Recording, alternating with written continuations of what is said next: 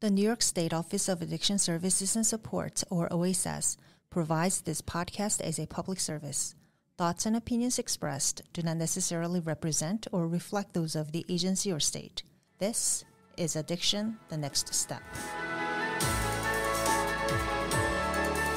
Jerry Gretzinger here with this episode of Addiction, the Next Step, podcast brought to you by the New York State Office of Addiction Services and Supports. Thanks for being here with us. And, every episode we bring to you is about the services available that are through OASAS or the folks who say they've been in recovery for years thanks to certain supports and programs. All of that, though, has something very important in common: the amazing people who make OASAS and all the addiction workforce tick.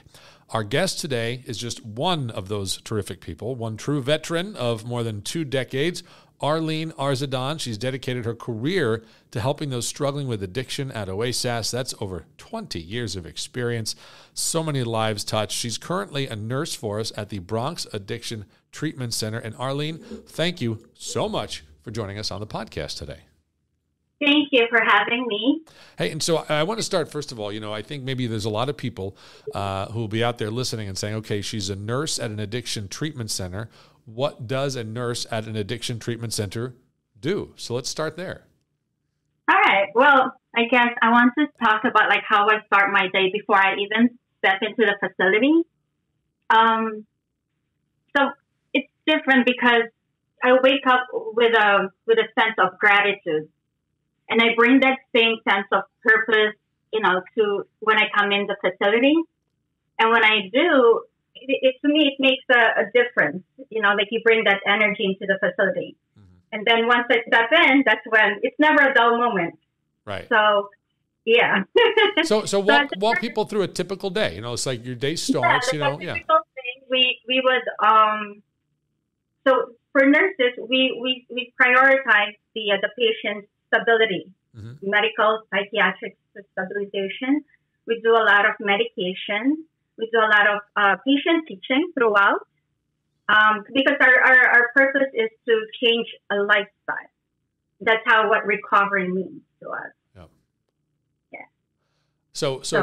So you talk about, the patients you're working with and a change of lifestyle and such. You talked about having a sense of purpose when you get up in the morning. I mean, being able to go to work every day and know that your end result, your hoped end result, is to change someone's lifestyle for the better. I can see where that would certainly give you a sense of purpose. Over your 20 years, talk about, some of the challenges you've faced. And, the reason we're doing this too is because we want to encourage people to join this workforce, right? Because there's such a need. There's so many people who can benefit from people like yourselves and what you're providing as your services for those. But talk about the challenges you've encountered and how those have turned into, moments where you felt good about the work you do every day. Right. I would say, just like what we said, it's lifestyle changing our lifestyles. I think that's one of the primary challenges that we encounter. And it's not just anybody in the addiction. It's just anybody who wants to change a lifestyle. Maybe losing weight, how we always talk about every year, New Year or so. But it's challenges like lifestyle changes and consistency is some primary challenges that we face here. So if a person is not ready, then that's where the process is a bit more difficult. It's more challenging.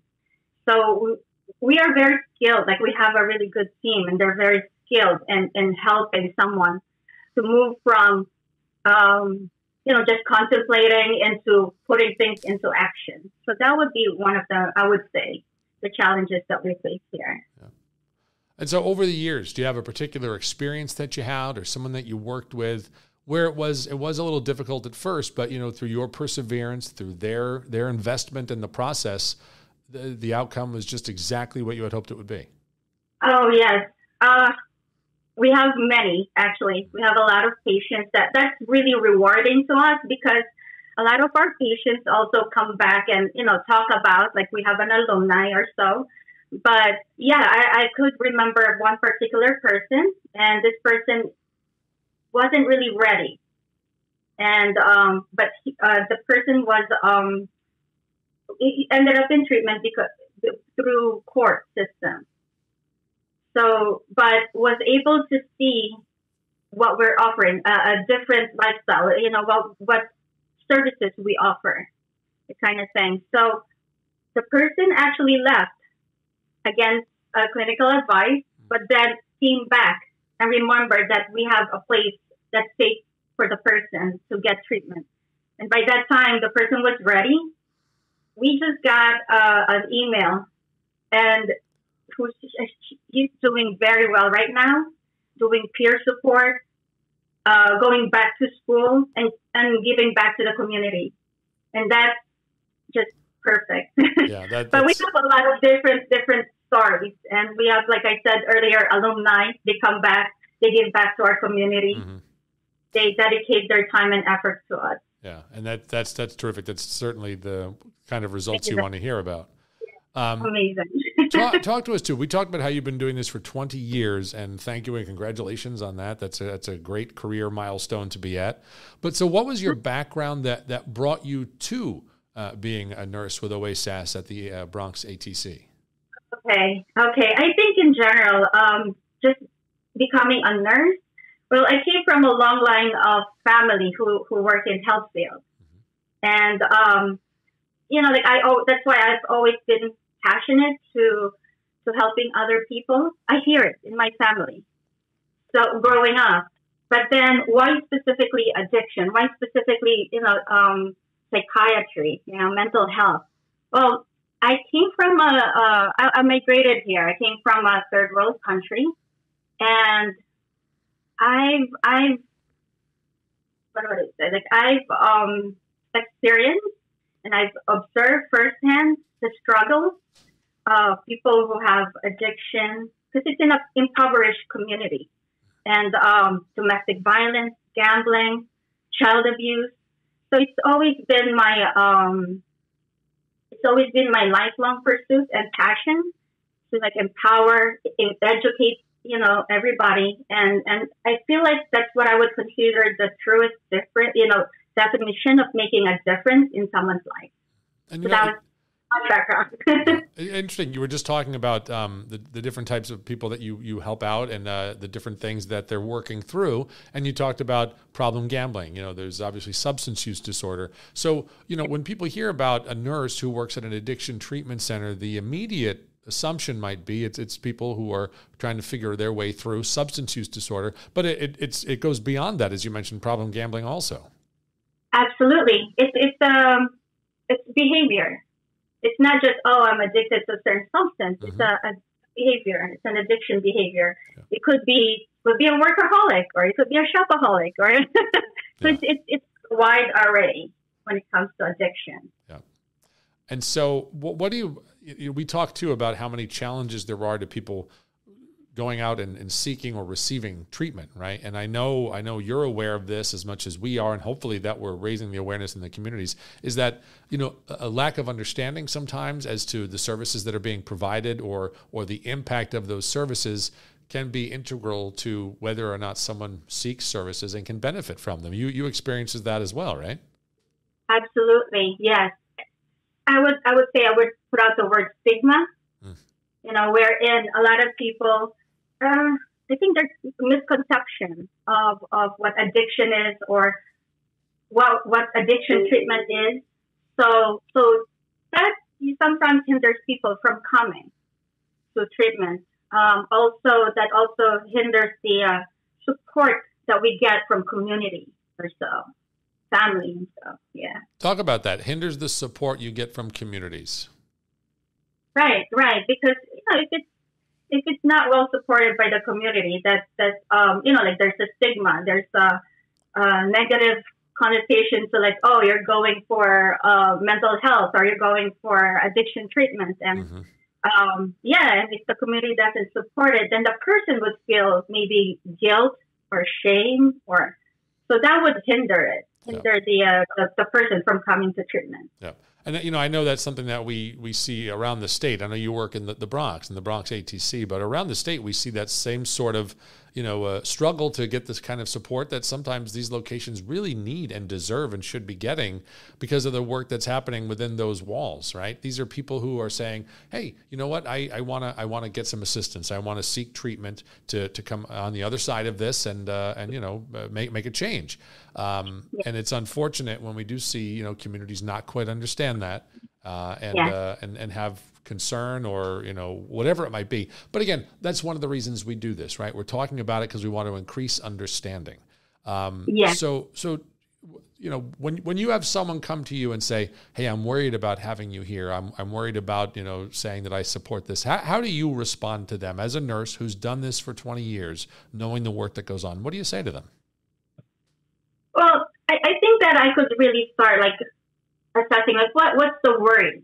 What's worrying the person? Because from there, that's where I could address what their worries are. May it be education, may it be, misconception or so, or maybe other fears that they may have. Because worry is connected to a fear. So now if the person has more understanding of it, more education, then from there, we could work with a person. Yeah. That's where I would say. Yeah, understanding is key, obviously, and the misunderstanding sometimes is where things kind of get, mucked up, if you will. I talked earlier, too, about how it's such a critical need to have more people consider coming to work in the addiction services, the addiction workforce. If someone is out there right now and is a nurse or is, in the process of getting their degree and they're not quite sure where they want to go with it, what would you say to them to encourage them to consider a line of work like you are in? Like, what is it about it that you find most rewarding that you think someone else might hear and say, you know what, that's where I want to be. That's what I want to do. Okay. I would first say how I experienced it. I would share that. And before, when I started working in inpatient psychiatry, that's when I understood what psychiatry is, what mental health is. It's separate from the physical health, and that's how I gained so much respect for our field, for psychiatry. And then also, addiction is a branch of mental health. And I would say that right now our community is combating this addiction, the drugs. We need nurses. We need people to help, fight this fight for us, for the society. We need a better community, we need to nourish and grow a better community for the future. So especially nowadays with our younger people, or the younger generation, they need our guidance, they need our help. And that's where I would really ask, those who would, the nurses, to take a look into this field of nursing. Yeah. And, I think it's, you're kind of saying this, but, with the young people who are looking at what they want to do and where they want to do it, this field that you are in, that we're so appreciative that you're in, it's, you're working in the solution, right? The things that we're trying to do to kind of provide people with the services and the supports they need when they need them, when they're prepared for them. And I know we are so appreciative, and we just want to make sure that we are saying to everybody, you know what? When people go into these facilities and they want treatment and they want services, support them. Understand that's what they're there for, right? And understand, too, that people like you, Arlene, you are the people who are there making that happen for them. So we want people to support you, your colleagues, and certainly, we support you a great deal and so appreciative of your 20 years and counting, right? And counting, yes. Hey, thank you so much for sitting down with us. Anything else you wanted to mention just about, how you put in 20 years and why you're happy to say and counting? Oh, absolutely.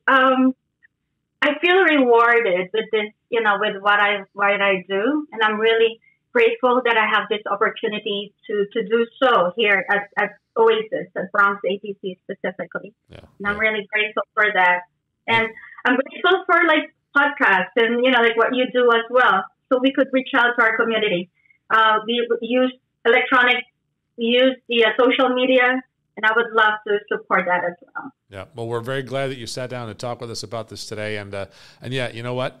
You're making a difference. And anybody who wants to do that with their career, this is a great way to do it. Arlene, thank you so much for sitting down with us today again, and maybe we'll have you back sometime to kind of give people another update on how things are and encourage them once again to join your ranks. Everybody, thanks so much for joining us for this edition of this episode of Addiction, The Next Step. I'm Jerry Gretzinger, your host, and thanks for checking us out. We'll look forward to chatting with you again soon.